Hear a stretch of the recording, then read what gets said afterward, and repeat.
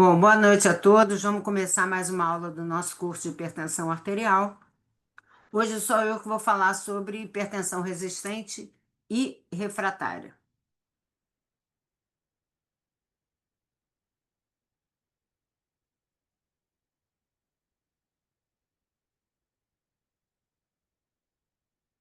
Estão todos vendo? Estamos sim.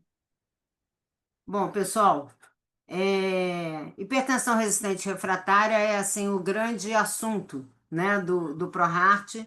A gente há 26 anos estuda a hipertensão resistente e a refratária é definida mais recentemente. É, a gente também tem assim muitos estudos já com foco no entendimento, né, do que é a hipertensão refratária. Bom, a gente vai começar com a definição, mas para começar, para entender a definição, eu vou voltar um pouquinho para trás, que é como a gente inicia o tratamento farmacológico, né? Só para lembrar que a maioria dos pacientes, estágio 1 de alto risco, estágio 2 e 3, a gente já começa com duas drogas, né? E qual é o nosso objetivo terapêutico? Não é simplesmente controlar a pressão arterial, mas reduzir a mortalidade cardiovascular.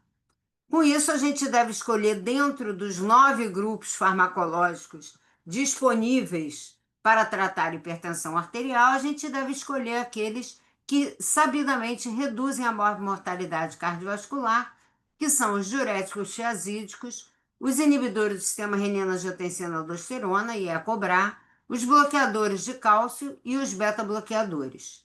E as outras drogas antihipertensivas, que são vasodilatador direto, alfa-2 agonista central, inibidor de renina e alfa-1 bloqueador, a gente usa com o objetivo de baixar a pressão, mas a gente sabe que essas drogas não reduzem mortalidade cardiovascular. Com isso, a gente define qual seria essa terapia combinada, baseada sempre no inibidor do sistema renina-angiotensina-aldosterona, associado a um diurético ou associado a um bloqueador de canal de cálcio.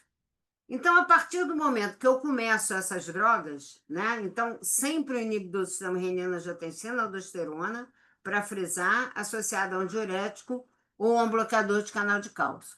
Comecei essas drogas, não controlei a pressão arterial, eu vou adicionar a que eu não tinha começado, né? Então, se eu começar nesse esquema, eu adiciono o bloqueador de canal de cálcio, e se eu tiver começado com bloqueador de canal de cálcio, eu adiciono o diurético. Se eu estiver usando essas três drogas em doses plenas e mesmo assim eu não controlar a pressão arterial, eu estou diante de um paciente com hipertensão resistente, né? Então, a definição de hipertensão resistente é o uso de três ou mais antihipertensivos sem controle da pressão de consultório, preferencialmente utilizando um diurético tiazídico, um inibidor do sistema renina, angiotensina aldosterona e um bloqueador de canal de cálcio ou 4 drogas com a pressão controlada. Essa inclusão dessas três classes, quase que obrigatórias, na verdade, ela só veio na segunda diretriz de hipertensão resistente da American Heart em 2018. A definição inicial apenas incluía o diurético. Tá? E o nosso último posicionamento da SBC de hipertensão resistente, a gente já define dessa maneira. E a próxima diretriz, que vai sair agora nesse mês, né, na terceira semana do mês, também já reforça o uso dessas três drogas. A hipertensão refratária, por sua vez, vão ser 5 ou mais antihipertensivos sem controle da pressão arterial, incluindo um diurético tiazídico de ação prolongada, a clortalidona, né, coisa que já tem algumas discussões sobre isso, e um antagonista do receptor mineralocorticoide, preferencialmente a espironolactona. Bom, então a partir do momento que eu tenho um paciente que está usando uma dessas três drogas em doses plenas para aquele paciente, sem controle da pressão de consultório, a gente já falou que está definido que esse paciente tem hipertensão resistente. Próximo passo para esse doente é fazer mapa, tá? Então, obrigatoriamente, o paciente, a partir do momento que eu faço o diagnóstico da hipertensão resistente, Todo o controle da pressão arterial desse paciente deve ser feita por mapa, porque esses pacientes têm uma grande magnitude do fenômeno do jaleco branco, sendo que na nossa coorte, em algumas outras, 40% dos hipertensos resistentes, na verdade, são hipertensos resistentes do jaleco branco. Portanto, 60% o resistente verdadeiro. Nesse paciente com hipertensão resistente de jaleco branco, primeira coisa chamando a atenção, né? A gente fala muito de pseudo-resistência, né? E a pseudo-resistência vai incluir uma técnica não acurada de medir a pressão, o uso de drogas que elevem a pressão arterial e que possam ser retiradas, é claro.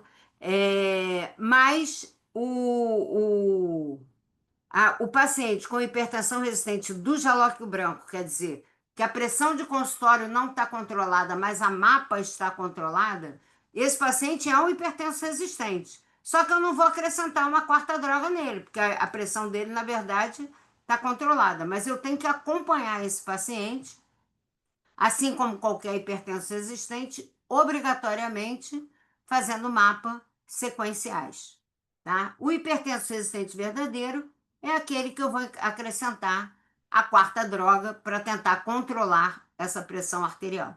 E quem seria efetivamente, né, essa quarta droga? É o que a gente vai discutir um pouco mais adiante. Se com a quarta droga a mapa não estiver controlada, a gente vai para a quinta droga. Se não controlou, hipertenso refratário, tá? Então vamos lá. Qual é a prevalência da hipertensão resistente e refratária? A gente sabe que 1/3 da população mundial é de hipertensos, né? E desses, 20% são hipertensos resistentes. Hoje em dia, existe uma expectativa muito grande que essa prevalência vai aumentar progressivamente, primeiro, pela pandemia da obesidade, e segundo, pelo envelhecimento da população, que são duas grandes características do hipertenso resistente. São pessoas mais velhas e obesas, né? Atualmente, então, a prevalência é de 20%, e nas primeiros artigos que descreveram a prevalência da hipertensão refratária, se encontrou uma prevalência de 5%. Esse artigo é do pessoal do Alabama, né, que também acompanha uma grande coorte de hipertensos resistentes. O que que nós mostramos na nossa coorte? Em 835 hipertensos resistentes, nós encontramos 147 refratários, portanto, uma prevalência muito maior do que a que havia sido descrita até então, né? Uma prevalência de 18%, que a gente pode explicar ela pelo fato da gente ser um serviço terciário de referência de hipertensos resistentes. Em relação à fisiopatologia, né? Quando a gente começa a tratar um paciente com hipertensão arterial, a gente já falou que começa com 2 drogas. Se não controlar a pressão, a gente vai acrescentar outros fármacos. E se a gente chegar a 3 drogas sem controle da pressão, a gente está diante do hipertenso resistente.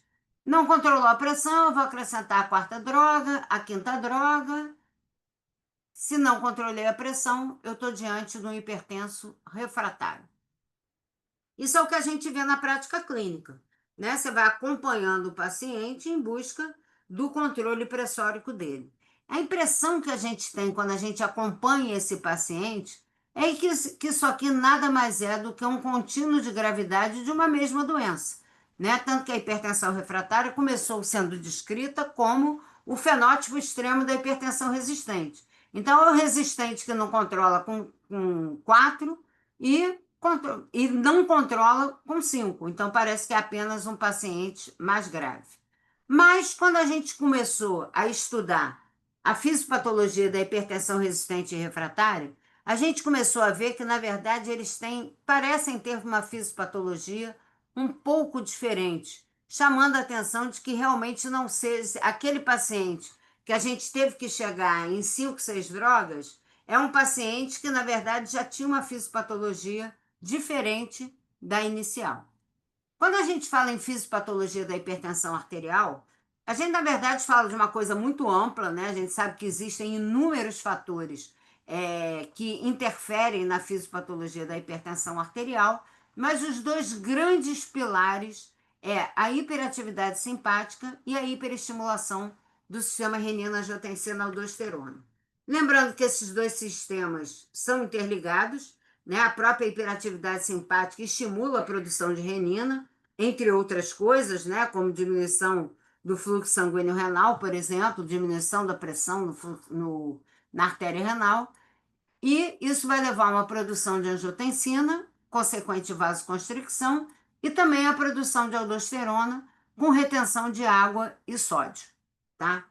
Aqueles pacientes que têm o que a gente chama de um status de hiperaldosteronismo, quer dizer, que eles retêm muita água e sódio, se caracteriza pelo hipertenso resistente. Lembra que eu falei que a primeira definição de hipertensão resistente era uso de 3 drogas sem controle da pressão arterial, preferencialmente incluindo um diurético, porque a gente já tinha noção naquela época, já há quase 2 décadas, que esse paciente tinha um componente de volume muito importante, que ele tinha uma retenção de água e de sódio muito importante. Daí a obrigatoriedade do uso do diurético para diminuir esse volume e a gente poder dizer que realmente aquele doente era hipertenso resistente ou não.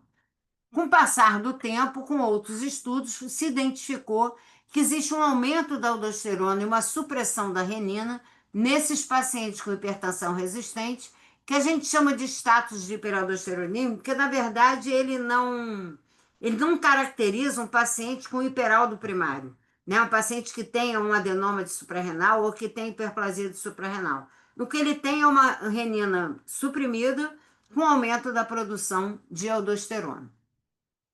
Esse paciente, a partir do momento que eu começo a controlar isso, quer dizer, obrigatoriamente ele vai estar usando um diurético, e eu começo a dar um antagonista da aldosterona, a princípio a gente espera que ele vá controlar a pressão arterial. Se ele mesmo assim não controlar a pressão arterial, é sinal que ele tem um componente muito importante de hiperatividade simpática, e aí esse paciente está incluído no grupo dos refratários. E realmente, alguns estudos que foram feitos buscando a fisiopatologia da hipertensão resistente refratária, se observou que o resistente tem uma aldosterona aumentada, tem uma excreção de sódio urinário diminuído, aumento de peptídeos natriuréticos e aumento do volume intracardíaco. Tudo isso caracterizando esse status de hiperaldosteronismo.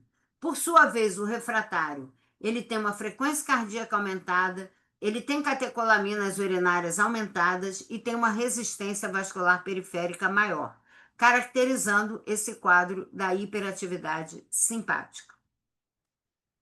Em relação às características clínicas desse paciente, também foi outra coisa que todo mundo começou a estudar para ver se eles tinham diferenças ou não, se era só um fenótipo extremo da hipertensão refratária, né? Um dos maiores estudos, né, com os maiores N's, dessa avaliação das características clínicas foi justamente do nosso grupo do ProHeart, esse estudo publicado em 2021, que foi a tese de doutorado do Bernardo. Bom, avaliando 835 pacientes da nossa coorte, a gente encontrou 688 hipertensos resistentes e 147 hipertensos refratários. Frisando que esse número de pacientes, a gente fez questão de avaliar aquele doente que efetivamente cumpria o diagnóstico da hipertensão refratária, que era o uso de um diurético, duplo bloqueio diurético, né? Das 5 drogas com duplo bloqueio diurético. Um tiazídico e um antagonista do receptor mineralocorticoide. Coisa que outros estudos publicados mais ou menos na mesma época, com N também bastante significativo, não usaram esse critério tão fidedigno e simplesmente o critério que seriam 5 drogas ou mais sem controle da pressão arterial.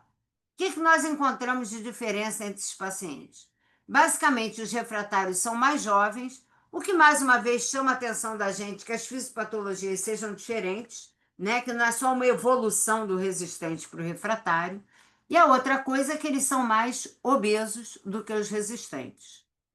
Quando a gente vai para a avaliação das lesões subclínicas, aí a gente começou a se surpreender realmente. Primeiro, que a prevalência de hipertrofia ventricular esquerda, né, que é um marcador de mau prognóstico, é sinal que o paciente tem um quadro mais grave, tem um risco cardiovascular aumentado. Qual não foi a nossa surpresa? Que esses pacientes tinham uma menor prevalência de hipertrofia ventricular esquerda do que os resistentes. E o mesmo a gente encontrou em relação à avaliação da rigidez arterial. Pacientes com VOP maior do que 10, a prevalência nos refratários, surpreendentemente, era menor do que nos resistentes. Indo para a questão da doença cardiovascular prévia, também é a mesma surpresa. A prevalência de doença cerebrovascular menor entre os refratários, apesar de ter sido uma diferença pequena, apresentou significância estatística, e a doença arterial periférica também menor entre os refratários. Então, a nossa impressão, estranhamente, era que, apesar de serem pacientes com os níveis pressóricos muito mais altos do que o grupo de resistentes, né, tanto de pressão de consultório quanto de mapa, esses pacientes parecem ter um risco cardiovascular menor, fazem menos lesão subclínica e evoluem menos com doença cardiovascular estabelecida, né? No caso, foi a doença cerebrovascular e a doença arterial periférica.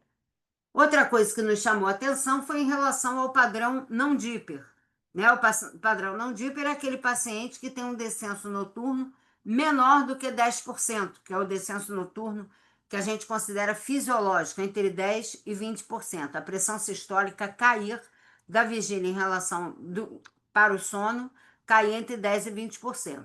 Paciente com padrão não Dipper é aquele que a pressão não cai tanto, ou até o contrário, ela sobe ao invés de reduzir. E o que a gente observou é que a prevalência de padrão não Dipper entre resistentes e refratários era a mesma.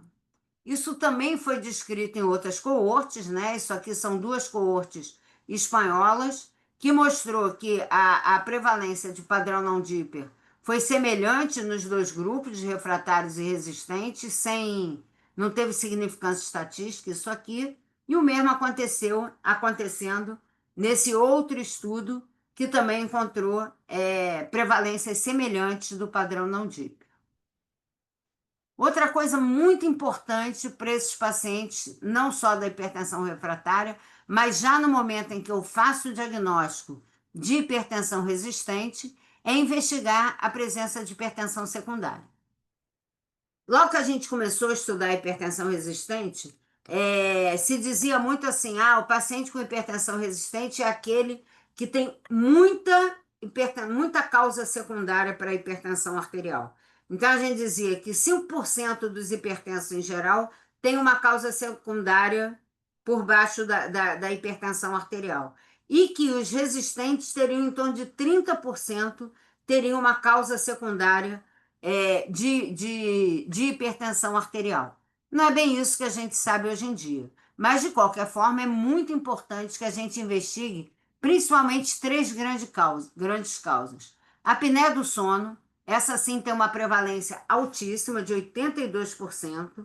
A investigação é através da polissonografia, que pode ser a polissonografia domiciliar ou a polissonografia de noite inteira, mas essa prevalência muito alta, quando a gente começou a estudar a, a apneia do sono nos hipertensos resistentes, nos chamou muita atenção de que isso não seria exatamente uma causa secundária, mas uma comorbidade.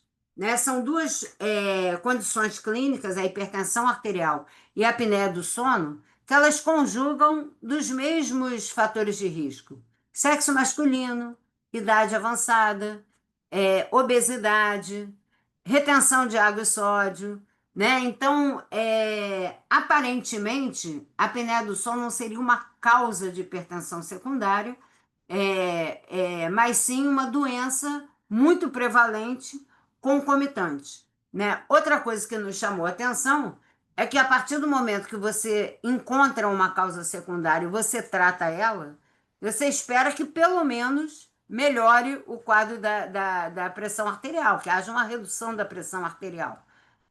E não é o que a gente encontrou e que a maioria dos estudos encontraram com a avaliação da redução da pressão arterial com o uso do CPAP. Tá? Então, a apneia do sono obrigatoriamente tem que ser investigada no hipertenso resistente, né? Quando você tem uma prevalência de mais de 80%, obviamente a gente tem que investigar. Não precisa fazer rastreio com nenhum questionário de rastreio, tá? Porque, a princípio, esse doente, o rastreio dele de alto risco é o fato dele ser hipertenso resistente. Então, não precisa aplicar nenhum questionário e sim buscar o diagnóstico. A segunda grande causa é o hiperaldosteronismo primário. Lembra que eu falei que hiperaldo primário é uma coisa, status de hiperaldosteronismo é outra, tá? A prevalência está em torno de 5%, tá? 5,6%, e a gente começa rastreando o hiperaldo primário com a relação aldosterona e renina plasmática. E, finalmente, a hipertensão renovascular, que tem uma prevalência de 2,4% e que a gente começa a investigar com Doppler de artéria renal. A gente vai ter aulas, né, especificamente sobre a investigação da hipertensão secundária. Bom, o que nós encontramos na nossa coorte em relação à prevalência e fatores associados à apneia do sono no hipertenso refratário?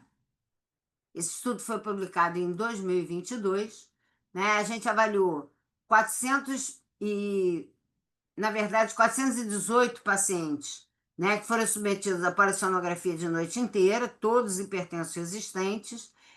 Desses, 90 eram hipertensos refratários e 328 hipertensos resistentes. E também, para nossa surpresa, a gente encontrou uma prevalência semelhante de apneia do sono, 80% e 82,9%, uma prevalência semelhante à apneia moderada e grave, 51,1% e 57%, sem significância estatística, e um índice de apneia e hipopneia semelhante também entre os refratários e os resistentes. Tá? Obviamente, o que a gente esperava é que houvesse um quadro pior entre os refratários e, mais uma vez, nos enganamos, né? Quando a gente olha o padrão da polissonografia, até então a gente encontrou tudo igual. Avaliando o padrão da polissonografia do resistente e do refratário, a gente observou que o refratário tem um tempo total de sono maior, tem uma latência de início do sono menor, quer dizer, ele dorme mais, né, do que o resistente, e a eficiência do sono do refratário também é maior, tá? Levando a gente a ver que, na verdade, o refratário tem uma melhor qualidade do sono do que os resistentes, né? Apesar de ambos terem a mesma prevalência de apneia obstrutiva do sono. A que a gente atribuiu isso? Né? A definição de refratário claramente coloca que você tem que estar fazendo um duplo bloqueio diurético, usando 5 drogas com duplo bloqueio diurético. Tá? Então, esses doentes obrigatoriamente estavam usando espironolactona, tá? O que corrobora a ideia deles terem o melhor padrão da polissonografia. Tem um estudo pequeno, também do pessoal do Alabama, que mostrou que a espironolactona reduz o IAH dos pacientes, tá? Então, ele melhora a apneia do sono dos pacientes, então, possivelmente, essa melhor qualidade do sono tem a ver com isso. Essa melhora é devido à diminuição da retenção de água e sódio em vias aéreas superiores. Tratamento da hipertensão resistente e refratária. Obviamente, modificação de estilo de vida, isso vale para todo mundo, desde o normotenso, muito para o pré-hipertenso e para os hipertensos em geral. Melhora de hábitos alimentares, atividade física, abandono do tabagismo, redução do consumo de álcool. E como é que a gente vai fazer o tratamento farmacológico? Por definição, esses doentes já estão usando um inibidor do sistema renina-angiotensina, um tiazide com bloqueador de canal de cálcio. Hipertenso resistente, se a mapa for não controlada, quer dizer, um hipertenso resistente verdadeiro, aí eu vou adicionar a quarta droga, né? E aí veio, né, toda a questão há uns 15 anos atrás de qual seria essa quarta droga. Quer dizer, na verdade, essa questão é mais antiga, né? Essa questão era, desde que se começou a definir a hipertensão resistente, a gente ficava, qual é a quarta droga agora, né? Bom, em 1955, o Conde descreveu pela primeira vez o hiperaldosteronismo primário, falando de uma prevalência de 1%. tá? Isso era pouquíssimo diagnosticado, ninguém dava a menor bola para hiperaldo primário, a menos que você encontrasse ali um adenoma, um nódulo na suprarrenal, que a gente pensava primeiro em fel, né? E depois ia pensar possivelmente no hiperaldo, né? Até que no final do século XX foi desenvolvido exatamente essa forma de rastrear o hiperaldosteronismo, que seria a dosagem da aldosterona, a relação entre a aldosterona sérica e a atividade renina plasmática, tá? A partir daí começou a se fazer vários estudos, né, que mostravam que, na verdade, a prevalência de hiperaldo primário em hipertensos resistentes parecia ser muito mais alta do que o Kohn imaginou lá atrás de 1%. Né? Então, esse estudo do Mulateiro, que na verdade é uma meta-análise que ele publicou em 2004, encontrou essa prevalência entre 20% e 30%. Em 2007, um subestudo do estudo Ascot, o estudo Ascot foi um grande ensaio clínico para avaliar, para comparar o uso do IECA com bloqueador de canal de cálcio, comparando com o uso do diurético, tá? E esse subestudo do Ascot, na verdade, avaliou aqueles pacientes que não controlaram a pressão, que chegaram a 4 drogas, né? Então, que eram hipertensos resistentes, e que foi iniciado para esses pacientes como quarta droga a espironolactona na dose 50 miligramas. Foram 1.411 pacientes avaliados, e o que eles viram é que houve uma queda de 22 milímetros de mercúrio na pressão sistólica e 9,5 na pressão diastólica de consultório. Lembra que eu falei, hipertenso resistente é mapa, tá? A pressão de consultório não vale grande coisa, mas o estudo avaliou a pressão de consultório.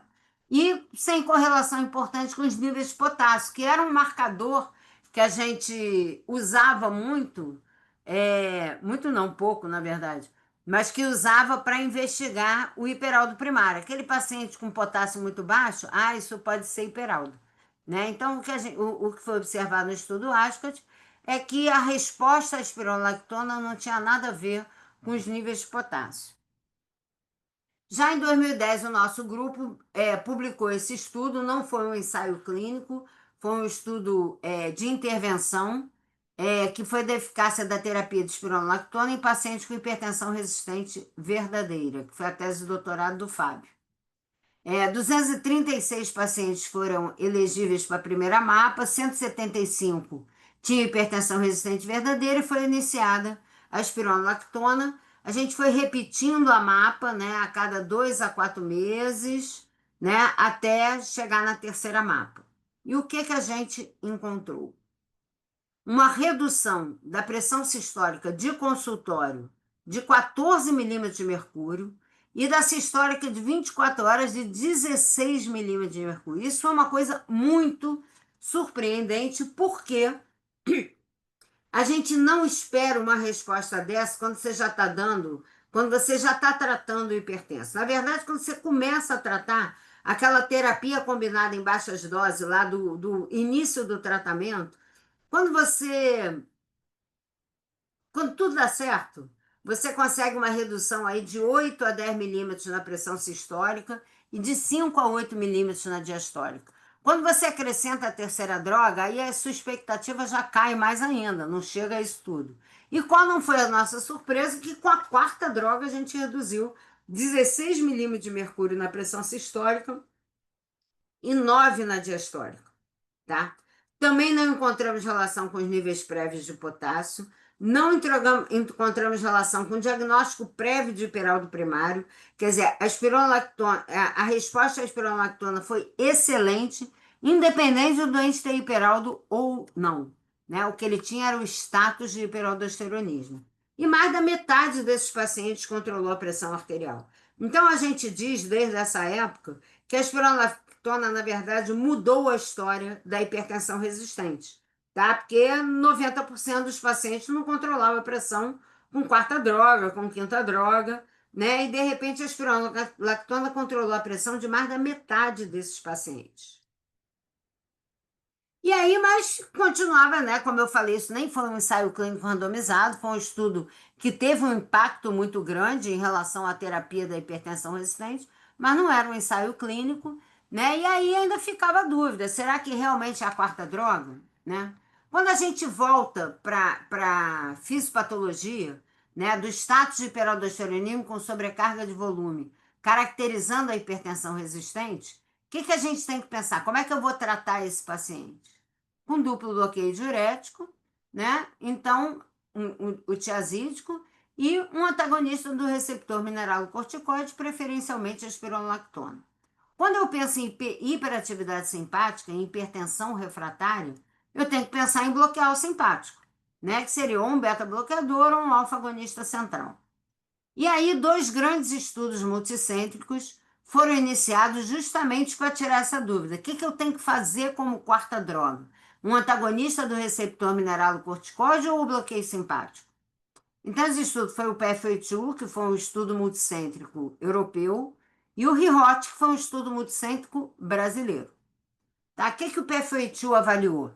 335 hipertensos resistentes, que ele comparou, tinha um grupo placebo, claro, ele comparou a resposta à espironolactona a dois tipos de bloqueio simpático, a doxazosina, que está bloqueando o alfa, e o bisoprolol com bloqueio beta.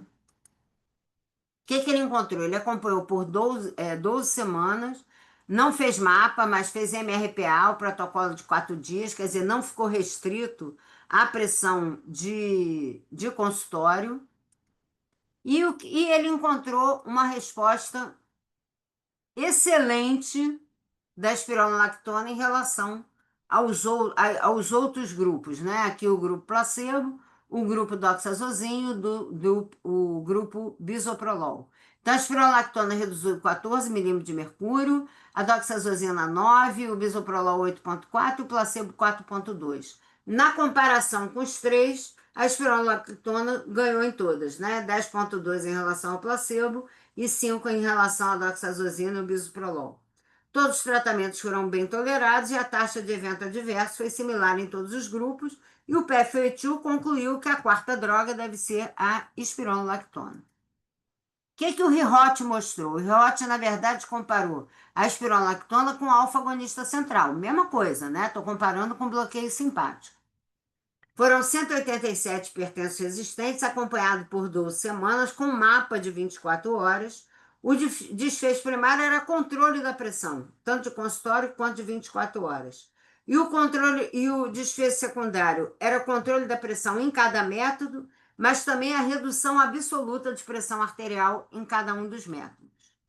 E o que se viu? Que o desfecho primário foi igual para os dois. Tá? O controle pressório foi de 20% para a aspirona e 20% para a clonidina. Pior do que o que a gente encontrou, né? A gente encontrou 56%. Desfecho secundário, controle em cada método, pressão de consultório 33,29, mapa 44,46. Igual, né? Adesão terapêutica, eventos adversos similares em ambos os grupos. Mas, quando ele vai para o desfecho secundário de redução da pressão arterial, em relação à pressão de consultório, não foi importante a diferença entre a espironolactona e a clonidina. Tá? Então, 15 e 13, sem significância estatística, 7 e 6, sem significância estatística. Mas, na pressão de 24 horas, tanto a sistólica quanto a diastólica, aí a espironolactona ganhou. 11,7, 6,3,9 e também na pressão diastólica de vigília, tá? A sistólica de vigília ficou ali com uma significância limítrofe e a pressão sistólica noturna não teve diferença.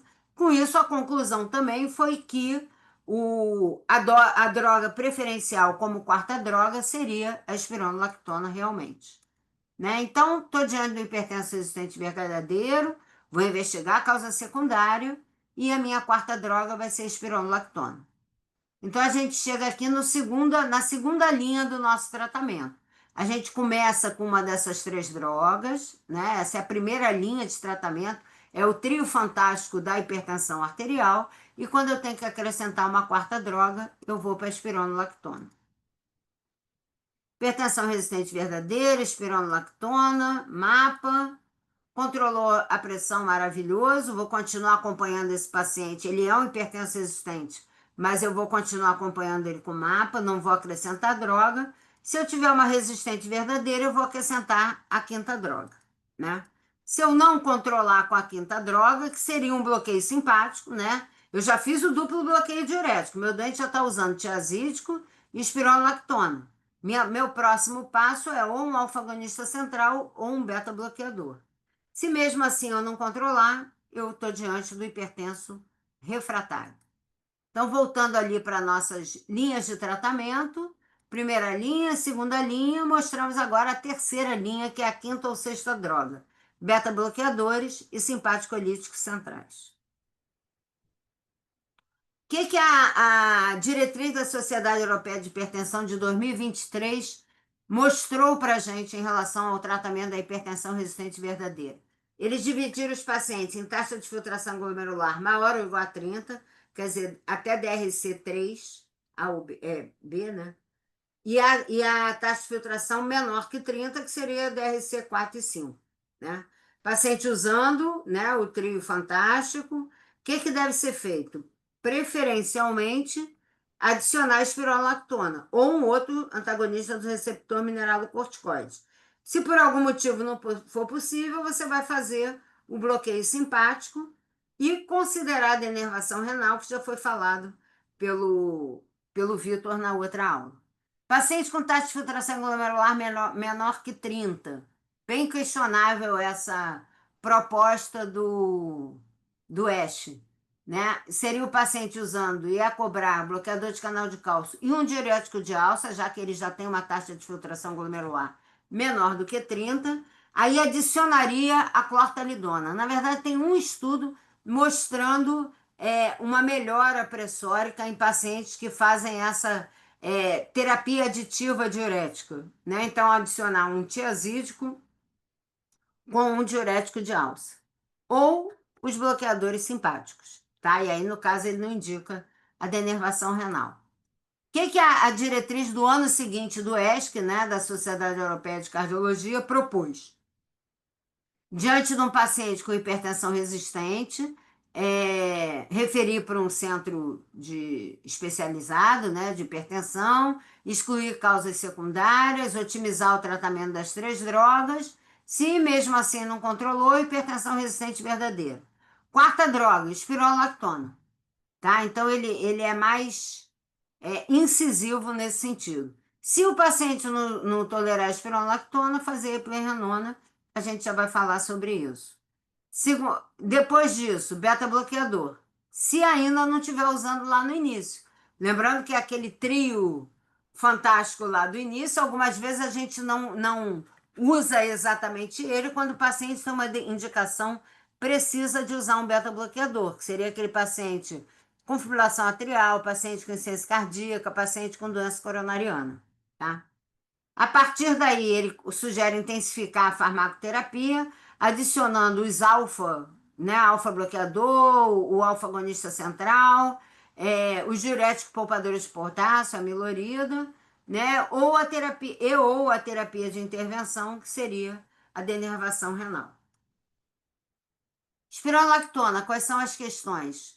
Efeitos colaterais, hiperpotassemia, piora da função renal, chegando às vezes doente DRC3B vira um 4, e efeitos hormonais, que geralmente é o que o paciente efetivamente reclama, né? Ginecomastia, impotência sexual, mastalgia e irregularidades menstruais.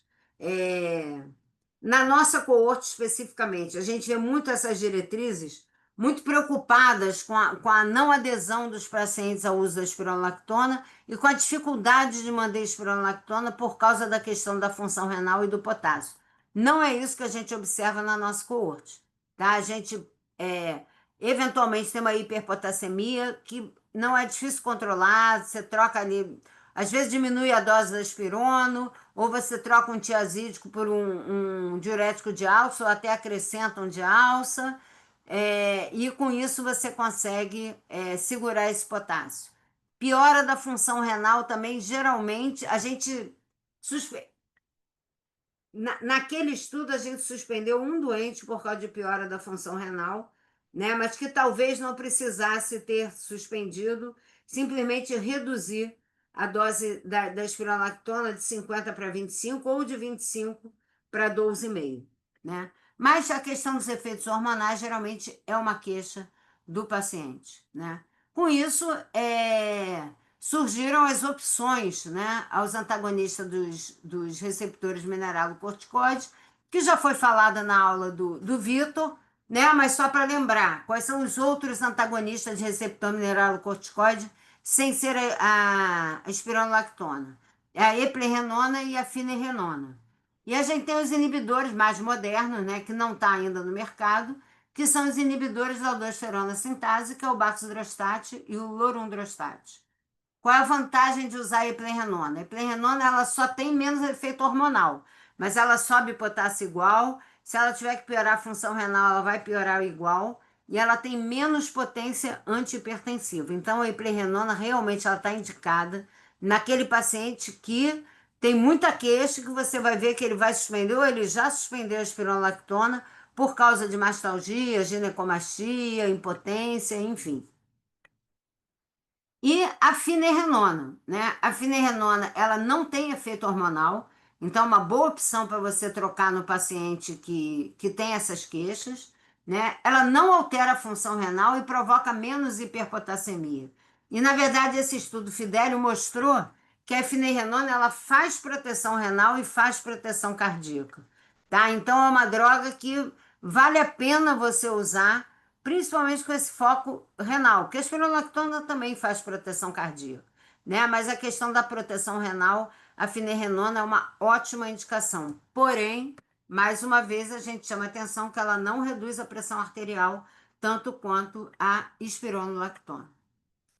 E aí, apesar do Vitor já ter dado essa aula dos inibidores da aldosterona sintase, né, que é o baxdrostat e o lorundrostat, agora, nesse último final de semana, teve o congresso da Sociedade Europeia de Cardiologia, que eu infelizmente não estive em Madrid acompanhando, mas que eu tinha os meus consultores presentes e que foram mandando as novidades. E o que eu vou mostrar para vocês aqui é só as novidades do último final de semana em relação aos inibidores da aldosterona sintase, tá?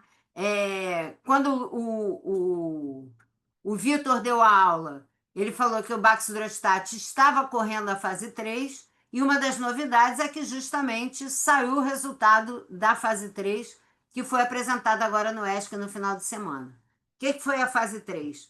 Um ensaio clínico multicêntrico, randomizado, duplo cego, né, como as outras, incluindo não só hipertenso resistente, a fase 2 era só hipertenso resistente. Aqueles incluíram 794 pacientes, sendo 579 resistentes e 215 não controlados em uso de duas drogas.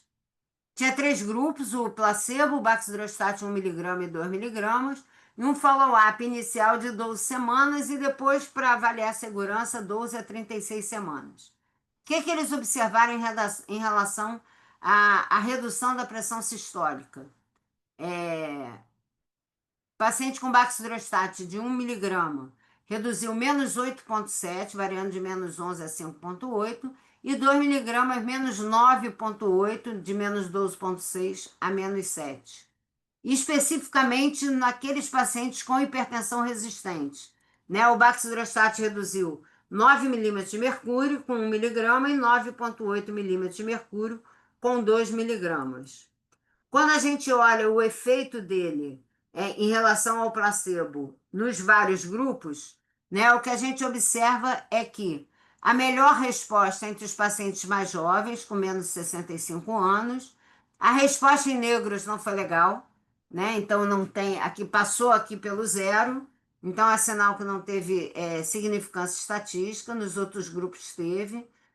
A melhor resposta foi entre hispânicos ou latinos. Em relação à região geográfica, não teve diferença. Se foi duas drogas ou resistentes, também não teve diferença importante, né? E chama atenção que os pacientes com uma taxa de filtração glomerular menor do que 60, quer dizer, DRC estágio 3, também já bateu na trave aqui, né? Já passou pelo zero, então a redução não foi importante. Então, a princípio, o que ele mostrou é que ele tem uma redução importante, mas em pacientes que não tenham doença renal crônica e principalmente nos pacientes mais jovens e não teve uma boa resposta em negros. E o lorundrostat também foi apresentado a fase 3, tá? Que é um Launch HTN. Também um ensaio clínico randomizado multicêntrico, com 1.083 participantes. O lorundrostat da fase 2, ele já não era uma exigência ser hipertenso resistente.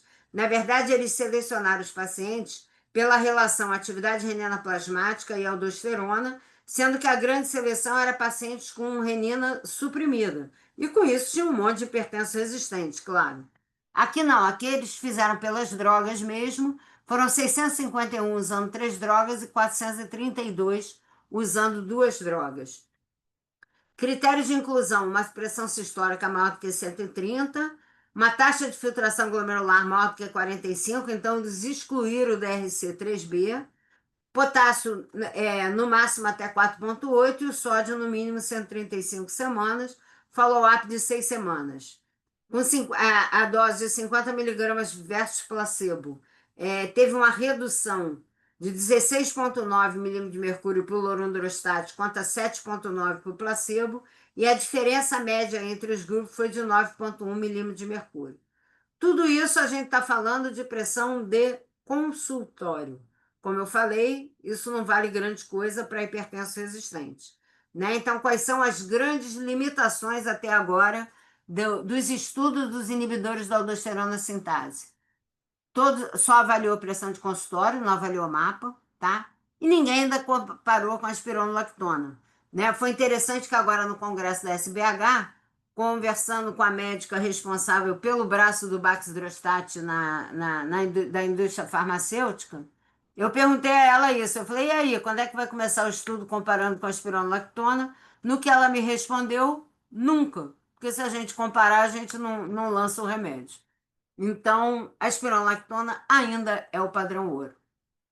E para fechar, a última novidade lá do ESC foi sobre o estudo, um novo estudo com zilebeziran, né? Lembrando que o zilebeziran, ele inibe a tradução do RNA lá no fígado, reduzindo a síntese de angiotensina gene hepático, né? Já tinha tido o estudo de fase 1, o estudo de fase 2, que mostrou redução sustentada da hipertensão leve e moderada por até 6 semanas, né? O grande barato do zilebeziran é que é uma droga subcutânea, de dose única, tomada a cada 3 ou 6 meses, né? Então, você toma uma injeçãozinha para baixar a tua pressão e fica 3 a 6 meses para até tomar outra, né? O que é extremamente interessante para os pacientes com baixa adesão.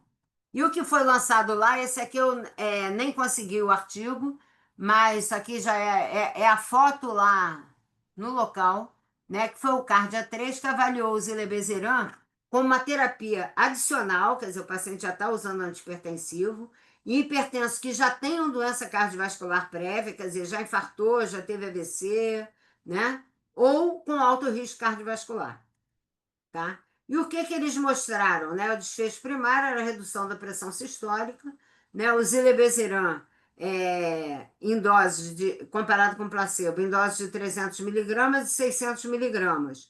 Baixou 5 milímetros de mercúrio a pressão sistólica e a diferença placebo menos 9,9, e o 600 miligramas baixou um pouco menos, tá? Então, assim, o que eles concluíram? Né? Entre os indivíduos com doença cardiovascular prévia ou alto risco vascular com hipertensão não controlada, com múltiplos antihipertensivos, uma dose única do zilebeziran de 300 ou 600 levou a uma redução de 5 e de 3,3 milímetros de mercúrio na pressão sistólica depois de 3 meses, comparado com placebo, sem significância estatística. A análise subgrupo sugeriu que aqueles usando diurético tiveram uma melhor redução, né? O zilebeziran mostrou ter um perfil de segurança aceitável, com baixas taxas de hipercalemia, de disfunção renal, de hipotensão, consistente com os achados prévios, né? E vai ter esse trial, né, Zenit, que vai avaliar o impacto dessa nova droga como uma terapia de elongação nos desfechos cardiovasculares em pacientes com hipertensão e doença cardiovascular estabelecida e alto risco. Então, o Zilebesiran acha assim, que é uma droga muito interessante, né, em relação à adesão, sem dúvida alguma, né? Obviamente, quando ela vier, ela vai vir cara, mas se é uma droga que você usar a cada 6 meses, não tem muito problema ela ser cara, né? Claro que dependendo do quanto é cara. Fechando, só para a gente pensar na hipertensão refratária, né? As dificuldades da gente tratar. A gente viu que a prevalência de apneia do sono nos hipertensos refratários resistentes é semelhante, o padrão de sono é melhor nos refratários em relação à eficácia do CPAP. Né? Teve um estudo anterior, que foi o estudo IPARCO, publicado em 2019, né, que avaliou 152 resistentes, 42 refratários, acompanhando por 3 meses. E o que eles encontraram foi uma diferença a favor dos refratários na pressão sistólica de 24 horas de menos 7 milímetros de mercúrio, na sistólica noturna também menos 7, na diastólica de 24 horas 5 e na diastólica noturna 6,6 milímetros de mercúrio. E agora, em 2025, o nosso grupo publicou esse artigo, que foi a tese de doutorado da doutora Ana Cristina, falando do efeito a longo prazo do CPAP em hipertensos resistentes com apneia obstrutiva do sono.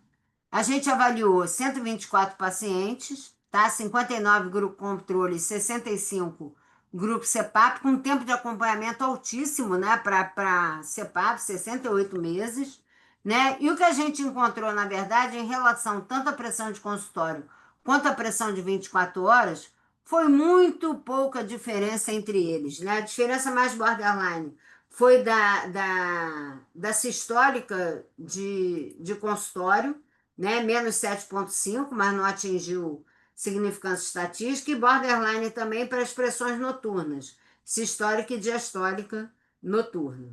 Mas, quando a gente foi lá para o grupo dos hipertensos refratários, obviamente diminuiu muito o nosso N, 15 controle e 13 CPAP, aí a gente encontrou diferenças realmente importantes, desculpa.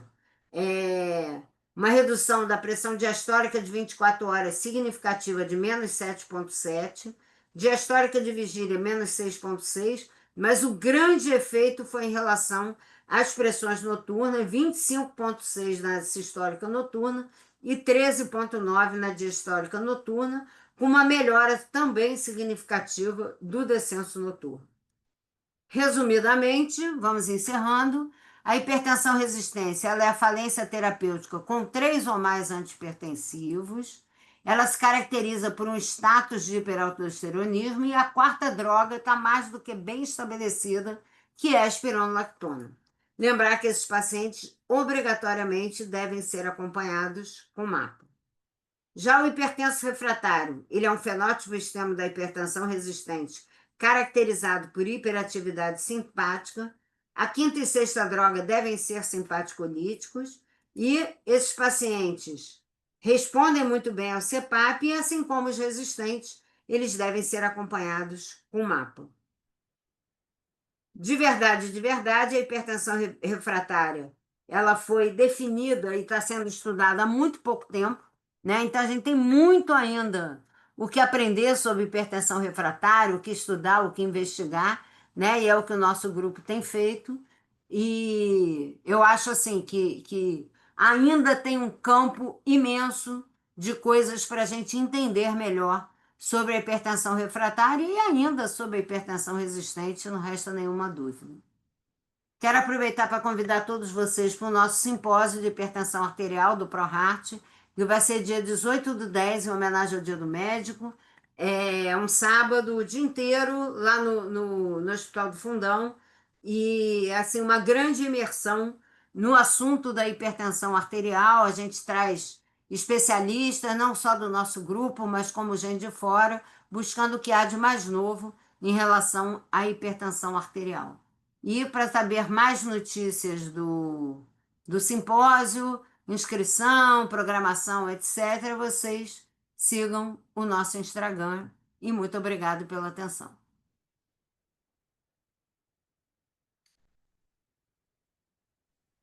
Oi, Beth. Tem que só parar de filmar, de gravar. Parar de gravar. Peraí. Vou resolver agora.